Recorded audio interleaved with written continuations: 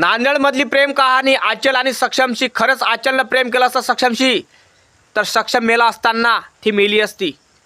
कळलं काय? कारण खरं प्रेम सक्षमनं केलं होतं, आचलनं नाही. आणि आजकाल लोक व्हायरल होण्यासाठी कुत्र्यासंग लग्न करतात, मांजरीसंग लग्न करतात, झाडाशी लग्न करतात, कोणी देवांसंग लग्न करतात, कोणी कृष्ण भगवानशी करतात, कोणी शंकरासंग लग्न करतात. व्हायरल होण्यासाठी, चर्चेत येण्यासाठी काहीतरी अचित्रपणा करतात. तसं अचित्रपणा ह्या आचलनं केलं. कारण म्हणजे याच्यात आचलचा दिमाग बघा कसा आहे का मला कोणी बोललं पाहिजे नाही, मग काय करावं. कारण सक्षमचा जीव आचलमुळं गेला. आचलनी सक्षमशी प्रेम केलंच नसतं.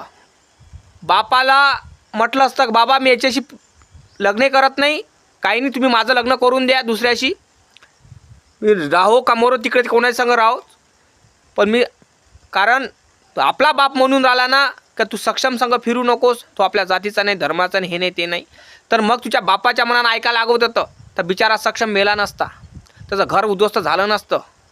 कारण तू किती ताणू ताणू बोलशील पण एकच होणार ना, जन्म देणाऱ्या मायबापाला बेमान झाली तर सक्षमच्या आईवडिलाची काय होशील. कारण तू ज्या मायबापानं जन्म दिला तेले वैरी झाली आणि आता म्हणून झाली छातू काढून चलून राहिली, म्हणून राहिली का सक्षमच्या आईवडिलाचं मी जिंदगीभर पालनपोषण करन. अहो भयार तोंडे, हे पिक्चरात बरं वाटते टावलाक, रियालिटीत नाही. 3 दिवसाचा भूत निघून देईन तुया. माझा सक्षम, तुझा सक्षम राहिला असता तर सक्षम चालली गेलीस ती तू.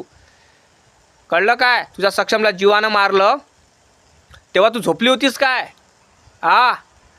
सक्षम हा बंडखोर होता, हा तो टोपुरी होता, गुन्हेगार होता, तुझे मायबाप गुन्हेगार होते.